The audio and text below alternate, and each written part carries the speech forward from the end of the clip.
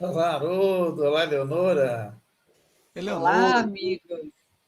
Coisa Sejam boa, todos hein? muito bem-vindos a mais um estudo de Salmos. Uma sexta-feira abençoada, né? Para todos nós. isso, Bem-vindos aos nossos amigos que estão assistindo. E hoje estamos gravando porque o Haroldo está num roteiro de palestras, né, Haroldo? Que exato, bom, Eleonora. viu? Nós gravamos até um Seja pouquinho antes, né? Está num roteiro aqui nos Estados Unidos e aí a gente resolveu gravar para não perder, né? Nossa programação. A gente vai começar hoje a entrar nos Salmos mesmo, Salmo número 1, né? Vamos fazer aquele voozinho panorâmico e depois um mergulho mais profundo. Já estava quase tomando bomba em frequência, né? Pois é. Se faltar mais do que 20%, não toma bomba. É verdade. Então, a gente tem uma proposta hoje aí, né, Haroldo? Começar. Agora nós vamos começar mesmo, os Salmos, né? Vamos seguindo. E já fizemos aquela introdução. E aqui também, né, Júlia, Leonor? O estudo bíblico, ele é uma espiral, ele não é uma linha reta. Né? A gente vai e volta, e cada vez que a gente retoma um tema, se aprofunda um pouquinho mais, traz algo novo que não foi falado da primeira vez, é isso mesmo, é assim. E Se vamos for assim, montando, é né? A porque gente está tem certo. aí previsão de Né? uns convidados para virem conversar com a gente. Né? A gente tem aí previsão de as uns suas convidados visões, para e virem o conversar legal com a é isso, gente, né? as suas visões, e o legal é Mas isso. e aí, Haroldo? Isso aí. Mas e aí, Haroldo? nos Hoje conte nós sobre o vamos. Salmo 1, o primeiro salmo, né, que abre esse Primeiro conjunto de salmo, salmos. né, Leonora? E é um salmo tão importante porque ele é o resumo dos salmos. Ele traz, assim, temas importantíssimos, que eu diria que esse salmo é uma miniatura da Bíblia hebraica. Se a gente conseguisse comprimir a Bíblia hebraica, né? Imagina que a gente fosse reduzindo, para obter uma miniatura. Essa miniatura seria o Salmo 1. Curioso, né? Por quê? Porque, olha, ele é um salmo que fala do justo e do ímpio. É um conceito bíblico importantíssimo, o justo e o ímpio.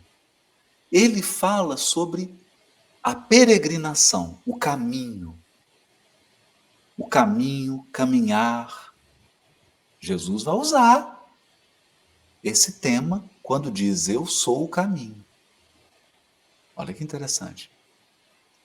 E ele tem o tema da árvore.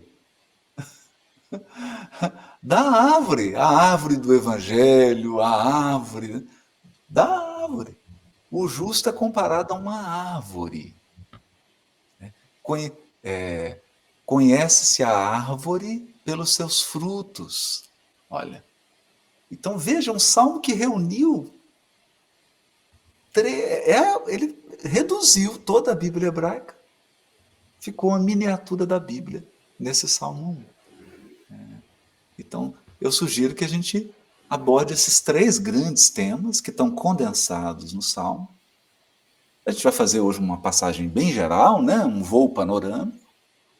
E aí, nas próximas lives, a gente comenta cada um desses elementos. Né?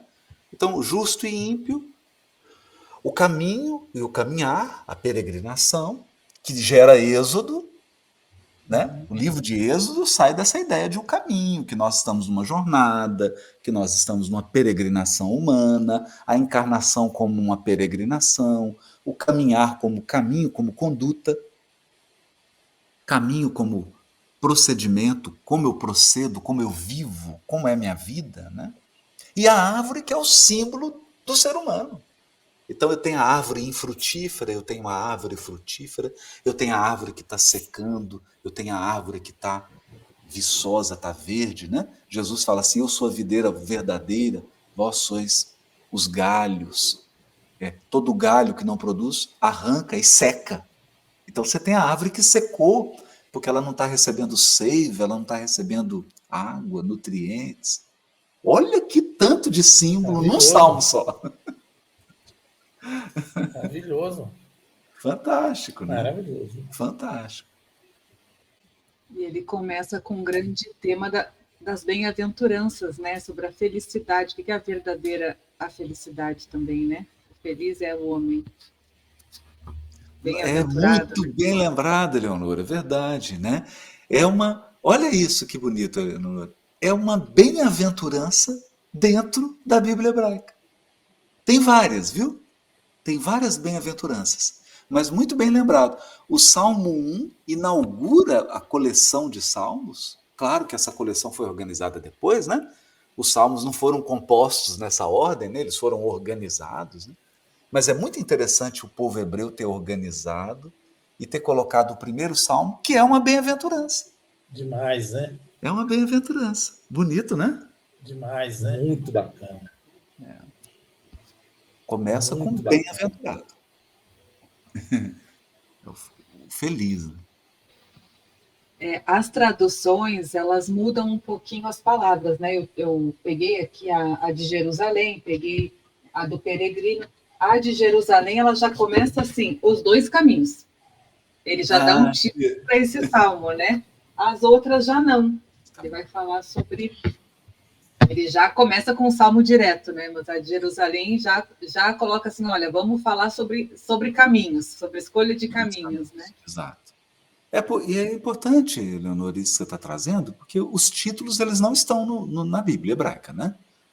Os títulos são livres, cada igreja, cada confissão, cada editor coloca o título que ele julga melhor.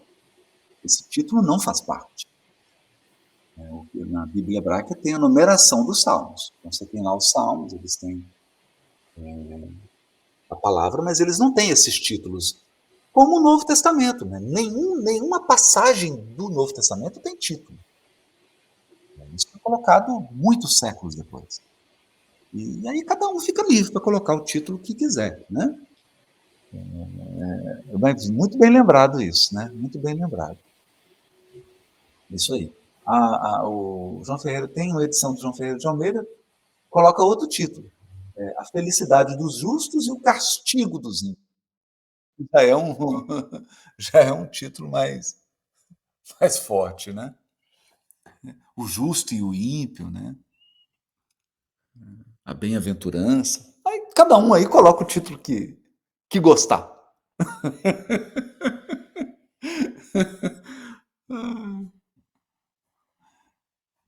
Bom, mas Acho que o Júlio caiu. o Júlio está voltando aí daqui a pouquinho. Então eu acho interessante, Leandro, a gente começar com a bem-aventurança, né?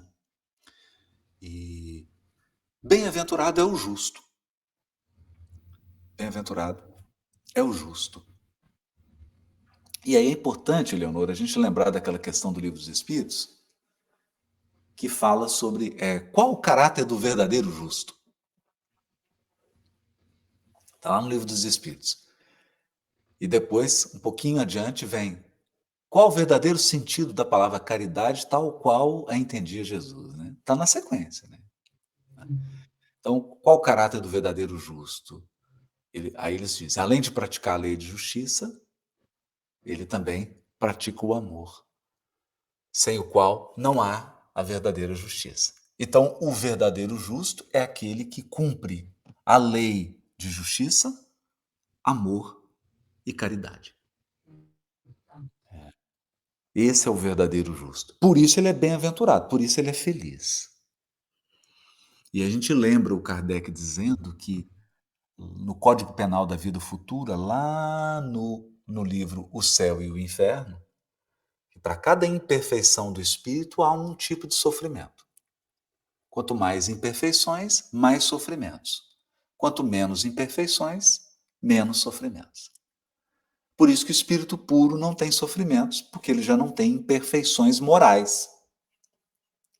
Ele não é completo, ele não é perfeito como Deus, porque perfeito, absoluto, só Deus, mas ele não tem mais imperfeições morais e por isso ele não tem sofrimento, por isso ele é bem-aventurado, Eleonora. Como ele já se purificou das imperfeições, não tem mais sofrimento, não tem mais dor. Ele é o bem-aventurado. Então, é importante, né, que o Salmo já começa dando esse recado, né? Já começa dando esse recado. Na raiz dos nossos sofrimentos, das nossas dores, das nossas expiações e das nossas provas estão nossa imperfeição moral. Seja a imperfeição moral que é decorrente do processo natural da evolução, seja a imperfeição que é decorrente da nossa teimosia, da nossa resistência, da nossa rebeldia perante as leis divinas.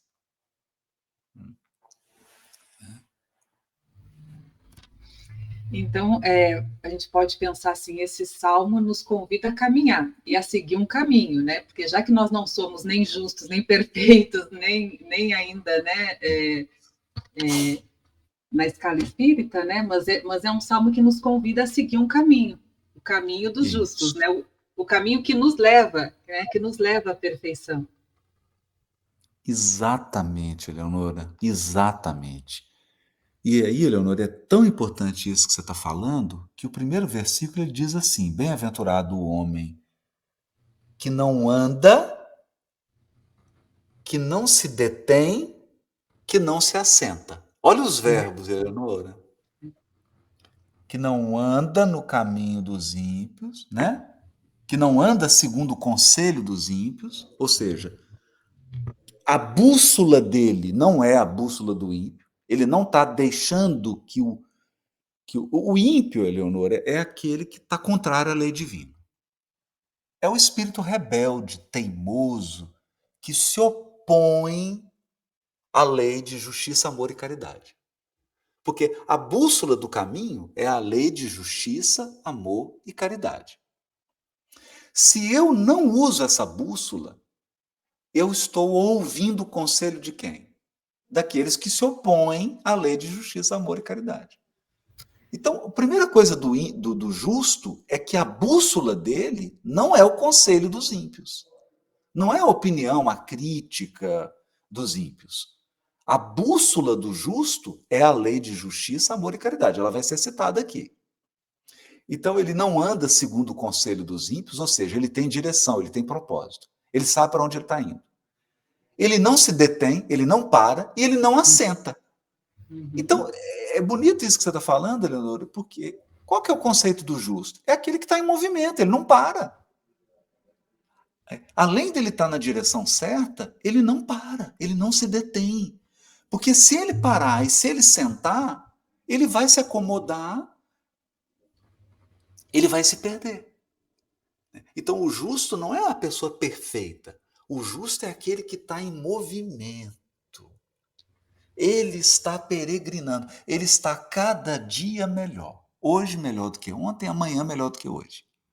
Ele está caminhando. Mas cada dia ele avançou, nem que seja 1 milímetro, mas ele avançou. Interessante isso, né, Leonor? Interessante, porque quando você abriu, você falou que Jesus utilizou isso, eu sou o caminho, a verdade e a vida. Então é quase uma oposição, né? O caminho de Jesus, né? Os conselhos de Jesus que nos levam a esse caminho e os conselhos do mundo, assim, né? Os ímpios, as traduções ali usam os malvados, os pecadores, né? Usam vários adjetivos, assim, né? Isso. Mas importante é esse significado de ímpio. Eu até ia perguntar qual o significado de ímpio, né? Essa questão de oposição à lei. Eu De achei muito interessante. impiedade. Olha que interessante. Então, o ímpio é o impiedoso. Ele não tem piedade. Porque se a lei é de justiça, amor e caridade, falta de piedade é: eu não sigo a justiça, eu não sou justo, eu não tenho amor, eu não me sensibilizo com a dor do outro, com o sofrimento do outro, e eu não estou disposto a fazer nenhum tipo de caridade. Esse é o ímpio. Ele não tem piedade, ele não é piedoso. Porque piedade é exatamente isso, é me importar com o outro. é me importar com a dor do outro, é me sensibilizar com o sofrimento do outro, e é ser sensível aos direitos do outro. Porque se eu violo os direitos do outro, eu não tenho piedade, eu sou impiedoso. Esse é o ímpio. É interessante, né? Não é interessante? Nossa, e eu achei interessante que você ainda colocou aqui, e lendo o texto, agora parece que faz um clique e que dá sentido, porque primeiro você escuta o conselho dos ímpios, aí você para, né? E aí depois você senta. E aí é difícil levantar e seguir outro caminho, né? Então, Eleonora, como os sábios hebreus interpretam esses 3 verbos? Olha que bonito isso. Rashi, os sábios hebreus dizem que aqui nós temos a progressão do mal. A progressão do mal. Como se fosse a progressão de uma doença, Eleonora. A doença tem uma fase inicial, aí tem uma fase aguda, grave, e depois a fase final em que o doente desencarna. A progressão da doença. Como que começa a doença do mal? Porque o mal é uma doença. Começa você ouvindo conselho ruim. Se aconselhando mal, né? O conselho. Ou seja, começa você perdendo a direção. Começa você desconectando o seu GPS. Quem que é o GPS? A lei de justiça, amor e caridade. Aí você fala assim, não vou seguir esses conselhos. Não quero saber de conselhos de justiça, conselhos de amor, conselhos de caridade. Tô fora. Não vou ouvir isso, não vou seguir essa direção. Começou a doença. Estágio 1. Aí vem o estágio 2. Qual que é o estágio 2? Como você perdeu a direção, o próximo passo é se acomodar. Você se detém no caminho. Você para. E depois, Eleonora, o último estágio é quando você senta e começa a zombar do bem.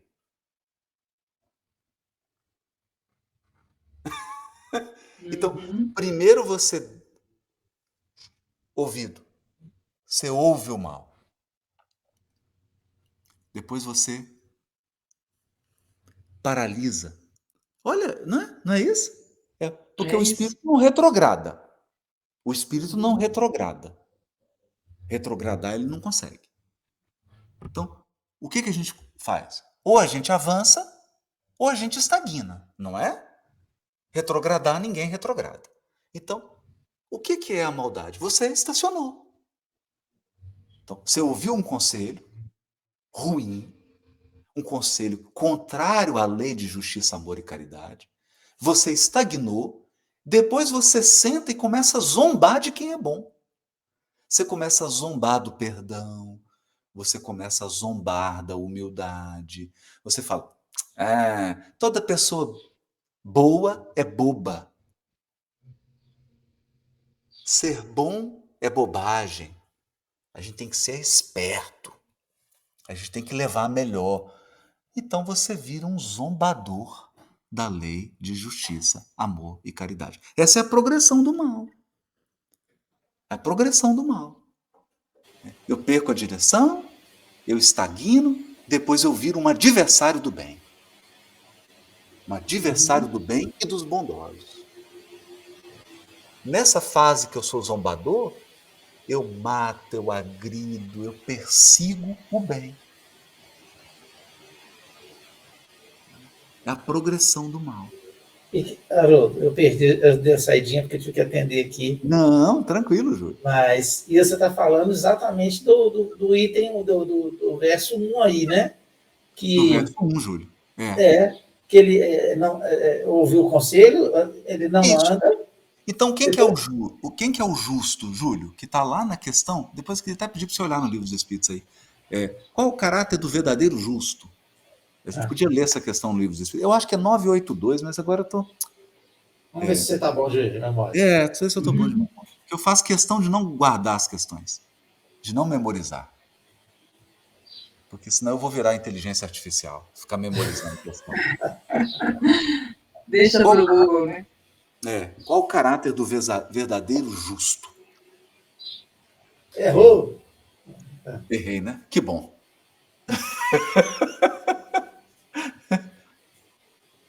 Lê aí pra gente, Júlio. Peraí, eu vou achar ainda. Não, tranquilo. Então, o verdadeiro justo, primeira coisa que ele faz, ele protege os ouvidos. Quem tem ouvidos de ouvir, ouça. Ele protege os ouvidos. Ele não permite que entre nos ouvidos dele conselhos contrários à lei de justiça, amor e caridade. Então, esse é o primeiro ponto do justo. Ele protege os ouvidos dele. 879. 879. Lê pra gente, Júlio. 879. Qual seria o caráter do homem que praticasse a justiça em toda a sua pureza? Ah, isso aí. Olha isso. O verdadeiro justo, a exemplo de Jesus, porquanto praticaria também o amor do próximo e a caridade, sem os quais não há verdadeira justiça. É isso? Olha, que fantástico. Então, sem amor e sem caridade não há verdadeira justiça. Então, qual é o caráter do verdadeiro justo? É Jesus. Porque ele segue a lei de justiça, amor e caridade. Então, o verdadeiro justo, ele se protege dos conselhos. Olha que bonito isso, gente. Qual que é a primeira coisa que a gente tem que se preocupar? Com a direção que a gente está seguindo. Que direção que a sua vida está indo? Para onde você está indo? Qual que é o sentido, a direção que você está dando para a sua vida? Como que você está vivendo? Sua família, seu trabalho, sua saúde, seu corpo, tudo, tudo, tudo. Você está indo na direção da justiça, do amor e da caridade?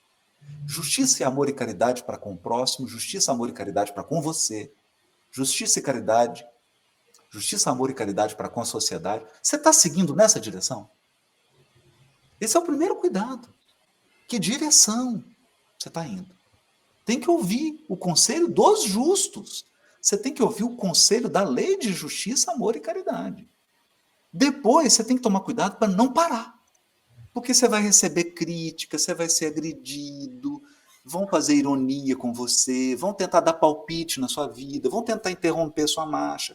Você não pode se deter.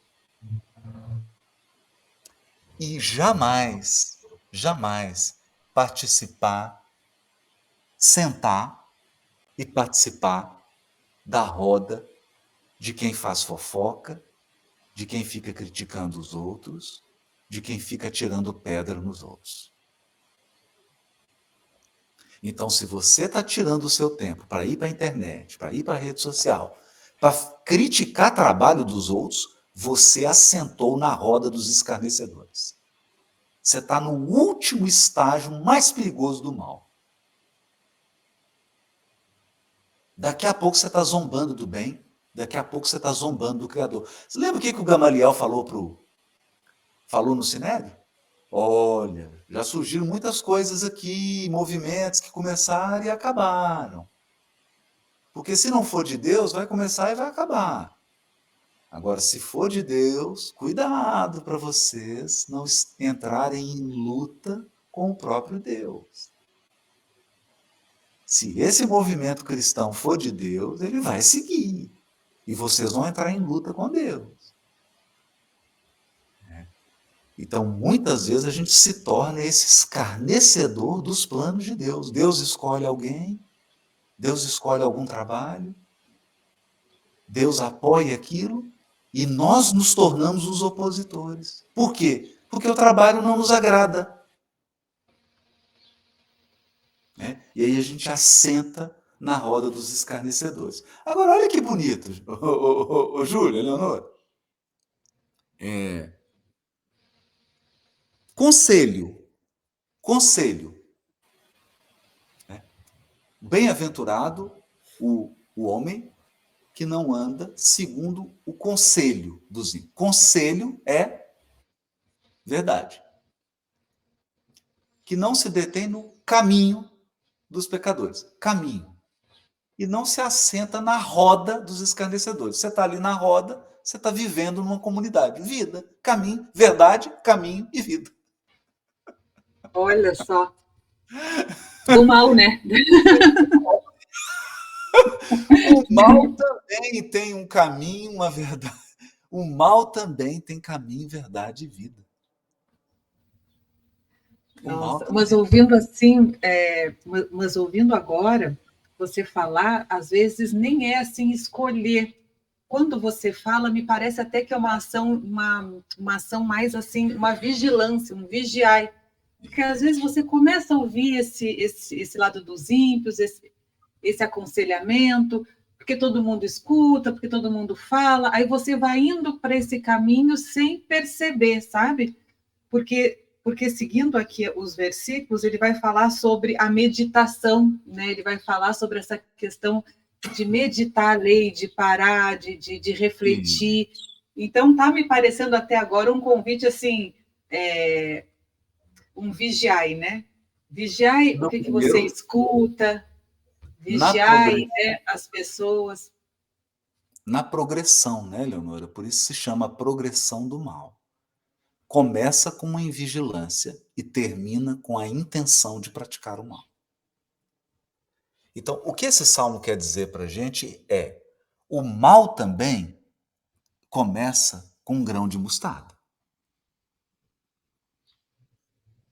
O mal também.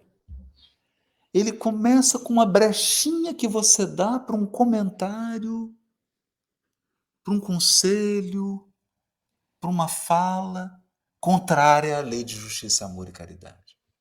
Uma vigilância pequenininha. Você deixou que aquele grão de mostarda entrasse no seu psiquismo. Se germinar essa sementinha, daqui a pouco você está interrompendo sua marcha. E se continuar, aí você está totalmente no vício, você está totalmente entregue à maldade gratuita, intencional. Haroldo, eu queria compartilhar, porque no sentido de que como que a nossa vida e o apoio que a gente tem da espiritualidade o tempo todo, né? Acho que todos nós, na hora que pegamos essas lições, falamos assim, nossa, de alguma maneira a gente já foi avisado. Não sei se você se lembra a mensagem que eu recebi quando eu fiz 50 anos, eu te mostrei essa mediúnica, e essa palavra ímpio está nela, porque olha se não é essa passagem.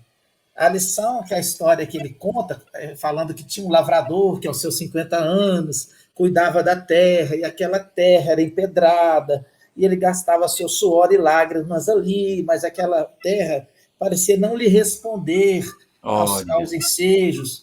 Exatamente. E aí ele fala assim, um companheiro daqueles que nos conhecem muito bem chega perto desse lavrador, chamado Julião, ele ainda brinca, né, chamado Julião, e diz a ele assim, não vês que a terra não responderá aos seus esforços porque suas mãos são ímpias.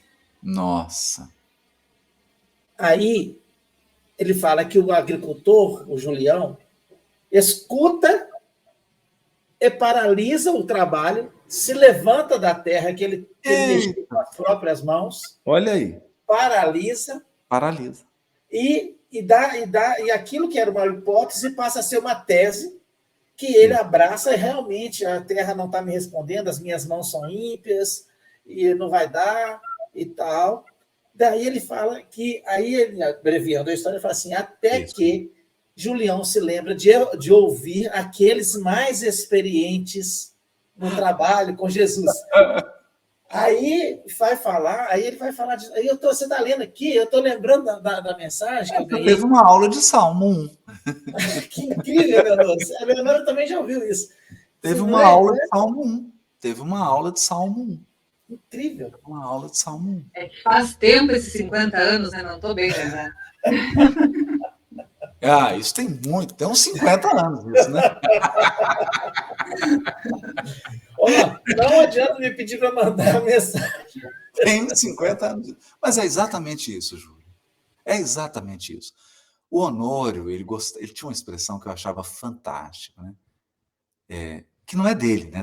É do André Luiz, está no Evolução em Dois Mundos. Mas ele gostava muito de falar sobre isso. Fecundação psíquica. A pessoa fecunda o seu psiquismo com uma palavra, com uma frase.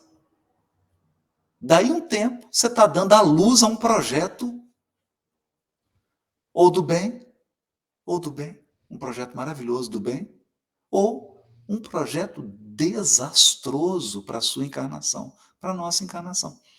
Começou numa frase. A pessoa chegou ali, fecundou aquele grãozinho de mostarda, e aquilo você cultivou, aquilo germinou, floresceu, frutificou, daqui a pouco você está num espinheiro, está num processo complicadíssimo, comprometendo de modo irreversível, às vezes, a sua encarnação.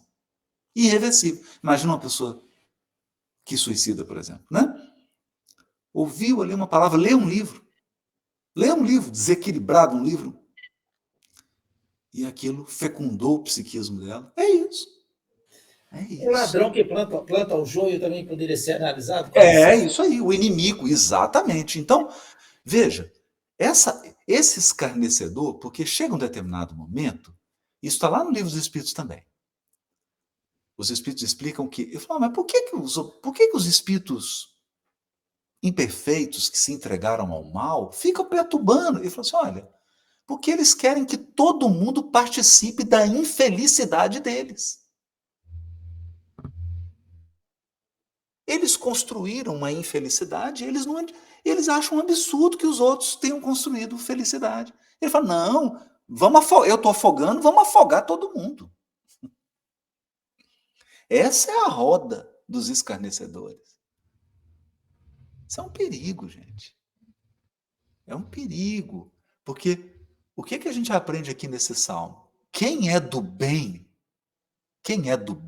não ataca ninguém. E eu fiquei pensando assim, e como é que volta, né? Porque tem que voltar para o outro caminho. Essa bússola que você fala, né? Que Deus está sempre lá mandando sinal para a gente se conectar, né? Aí eu fazendo essas perguntas meio que mentalmente veio assim, temos a parábola do filho pródigo, né? O filho que volta para o caminho do pai. Exato. Voltou para o caminho. Vai entrar lá no versículo 2, a gente vai ter oportunidade de outras lives aprofundar aqui, né? Mas o versículo 2, ele fala ou dessa volta, que em hebraico eles chamam de techuvá. Olha que bonito isso. Nós temos uma palavra chamada arrependimento. Só que a palavra arrependimento em português, ela é muito mal interpretada. Porque arrependimento para a gente fica parecendo uma coisa só de boca. Desculpa, arrependi. Desculpa, arrependi. Aí na milésima vez que você faz a mesma coisa, desculpa, arrependi. Isso não é arrependimento. Os hebreus têm uma outra palavra. Eles chamam de techuvá. Techuvá é voltar para o caminho certo. Então, o arrependimento para os hebreus é techuvá. Você só se arrependeu verdadeiramente quando você voltou para o caminho certo. Não adianta você reconhecer que você está no caminho errado. Você tem que voltar. E essa é a nossa história. Você só se arrependeu totalmente quando você retornou. Então, eles chamam de o retorno. Essa é a tradução. Eu vejo aqui na editora Sefer, eles traduzem techuvá, do hebraico, para o português como retorno. O retorno, não o arrependimento. Eles não traduzem techuvá como arrependimento. Senão fica parecendo que é só da boca para fora. Não. Techuvá é voltar para o caminho certo. Errou, está no caminho errado? Volta para o certo. O GPS não faz isso? Ele faz, você tomou o caminho errado, ele não recalcula? Recalculando. Aí ele fala, vira aqui. Aí quando você olha, você fala, nossa, eu vou ter que fazer uma volta aqui para voltar no mesmo ponto que eu errei. Isso! Exatamente. Arrependimento é a volta que você dá para chegar no mesmo ponto que você estava quando você errou.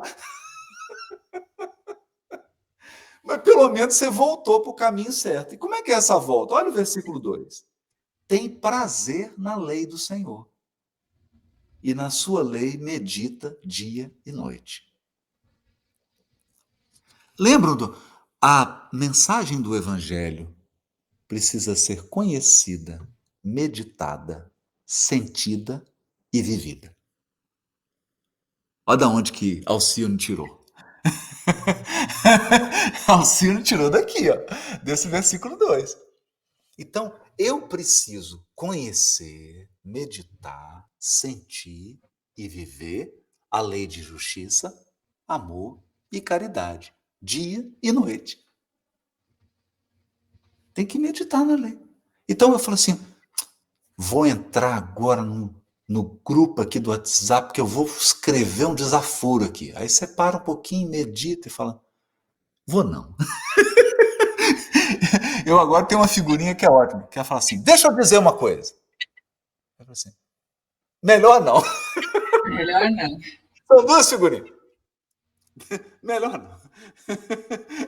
Deixa eu dizer uma coisa. Melhor não. Não sei onde que você estava fazendo estudo, você falou de mastigar as palavras, né? Mastigar as palavras, exatamente. Essa Eu ia perguntar isso. O que seria esse meditar dia e noite a lei? Nós hoje, né? Esse parar, esse esperar. Eu tenho vontade, no caso, de fazer o mal, ou de responder, ou de ofender alguém, mas aí eu paro, né? E medito. Eleonora, lei aqui, é a tradução em português para a palavra hebraica Torá. Torá. Então, Torá é a lei divina. Agora, onde que está escrita a lei divina? Ou a lei de Deus? É isso que eu pensei, né? Dentro de cada um de nós, consciência. Exato. Então, não é simplesmente eu parar e abrir um livro e ler uma questão do Livro dos Espíritos. É muito mais profundo do que isso. Eu tenho que fazer um mergulho dentro de mim e meditar e ouvir minha consciência e falar assim, é justo eu fazer isso com o Júlio? É caridoso da minha parte eu fazer isso com ele? É um ato de amor eu falar essas palavras com ele? Se a resposta for não, eu só posso dizer se eu tiver 3 sim. É justo eu dizer isso para o Júlio? É justo. É um ato de amor eu dizer isso? É um ato de amor.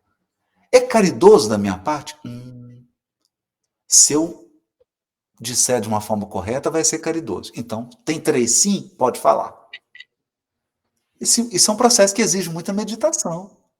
Então, significa que, antes de você pronunciar as palavras, você tem que mastigá-las. Tem que mastigar. Mastigar, mastigar. A hora que tiver redondinha, você fala. Eu lembrei, foi no estudo do nosso lá, Belarmino, lá, mas. Pois é. Lá que tá, né? O Belarmino, ele chegou para a veneranda, né? E falou, a gente vai falar 1 hora, reclamou, não sei o que aconteceu comigo, eu não sei onde que eu errei, acho injusto. E a veneranda ouvindo. Depois de 1 hora o Belarmino falando, a veneranda solta uma frase. Belarmino, o seu problema, a sua queda, é de fácil compreensão. Em verdade, você se entregou ao espiritismo prático diante dos homens, mas esqueceu-se da prática do espiritismo diante de Jesus.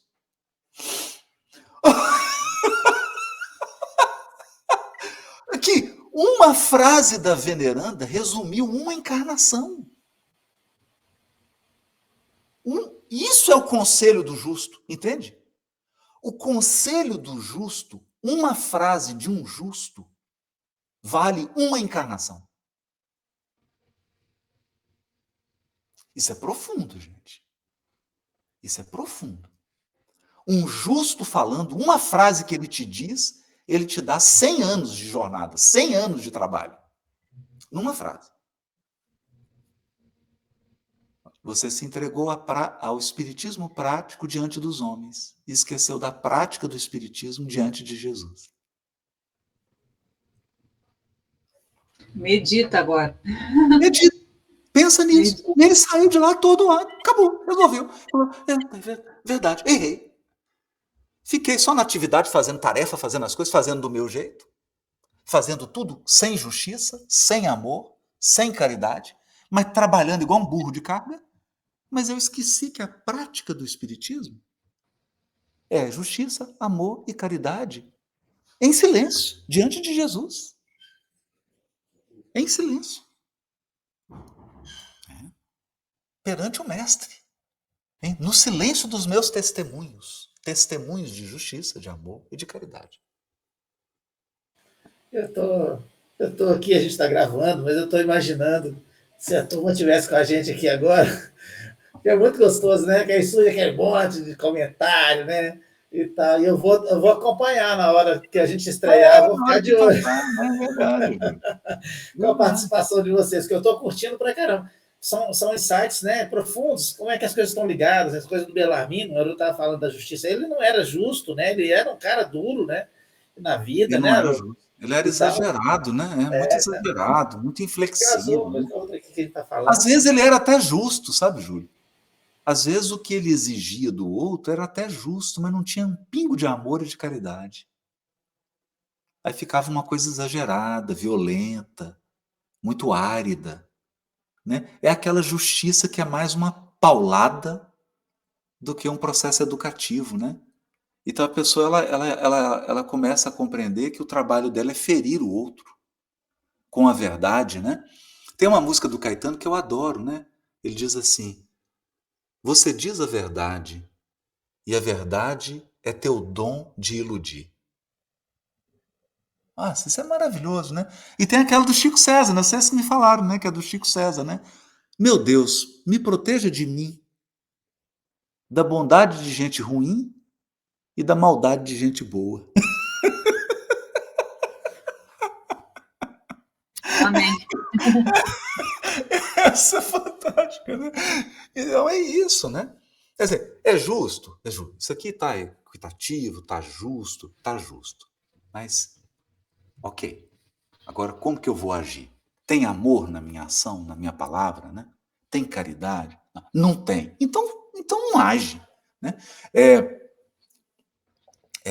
Emmanuel diz assim: onde não possas cooperar, silencia. Porque dar palpite é roda de escarnecedor. A gente tem que tomar muito cuidado, porque às vezes você fica dando palpite no trabalho dos outros, na vida dos outros, e você se torna um escarnecedor. Na verdade, você está sentado só julgando o trabalho dos outros.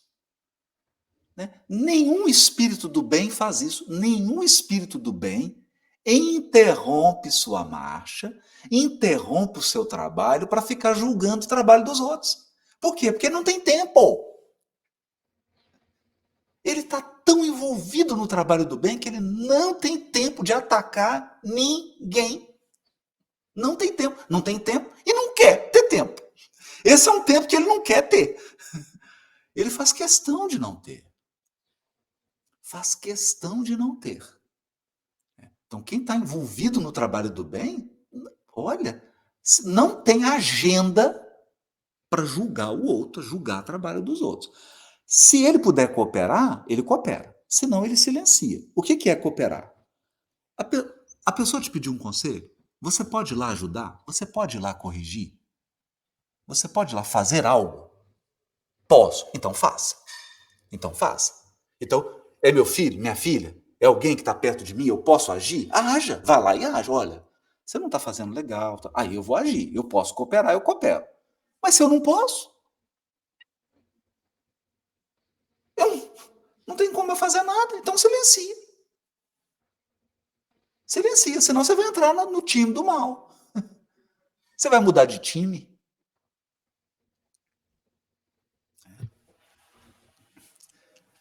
Olha, é que a gente está começando o salmo, hein? Está começando, né? E trazendo tanto ele na água. e trazendo tanto ele para os nossos dias, né? Porque a gente vai lendo e vai pegando essas advertências para a nossa vida mesmo, né? E fazendo essas reflexões. Fazendo isso, é verdade, Leonora. É isso aí. É isso aí. Né? Olha, eu acho que... Tem uma música da Maria... Eu tenho uma letra da Maria Dolores que eu musiquei, que chama De Alma para Alma.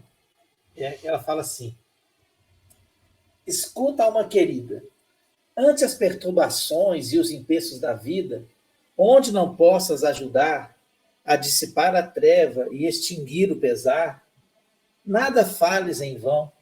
Uma palavra, às vezes, tão somente, na moldura de um gesto irreverente, basta para espancar o coração. Nossa! Isso é só o primeiro verso, assim, da poema, né? Se anotas sombra e dor por onde jornadeias, dá consolo e respeito às aflições alheias. Tempo vai, tempo vem, e assim como o carvão se faz diamante puro, na forja do destino, em louvor do futuro, todo mal se converte em coluna do bem. Usa o verbo, esparzindo novas luzes. Não condenes, não firas, não acuses. Onde enxergares pedra, lodo, espinho, cobre de paz e amor as lutas do caminho. Lembremos nossos erros, teus e meus. Todos sofremos provas, alma boa. Trabalha, serve, ajuda, ama, abençoa, e encontrarás contigo a presença de Deus. Maria Dolores. É bonito demais. Como é que é o nome da mensagem, Júlio? De alma para alma. De alma para alma. Olha isso. Fechou. Vamos encerrar com essa poesia maravilhosa, né? É isso. É isso aí. Porque os espíritos do bem, eles não querem de jeito nenhum sentar na roda dos escarnecedores, dos críticos inveterados, das pessoas que jogam pedra, que criticam. Porque, e isso é importante dizer, eu adorei essa mensagem que você leu da Maria Dolores, Júlio, porque a pior crítica é aquela que você faz quando ela é aplicável. Né? Quando realmente a pessoa errou. Porque, veja, essa é a mais grave, né? Porque se realmente a pessoa errou e ao invés de socorrer, você apedrejou, faltou total piedade no coração. Aí você se tornou ímpio de verdade. Você se tornou um ímpio de verdade. Porque além do outro cair, você ainda foi lá chutar. E é um salmo que nos convida a ser feliz, né? Então, essa não é a felicidade, né? Essa não vai trazer felicidade e nem a bem-aventuranças, né? E bem-aventurados é o homem, e feliz é o homem que medita a lei, né? Que ele colocou ali também uma tradução que eu li, a sua tarefa é a lei do Senhor, que hoje o Haroldo trouxe como a lei de justiça, amor e caridade, né? Então, eu fico com a lição da vigilância, porque às vezes, por uma invigilância, a gente pode ouvir conselhos, né, que nos levam para outros caminhos, e esses conselhos nos fazem paralisar, e daqui a pouco a gente está nessa roda, né?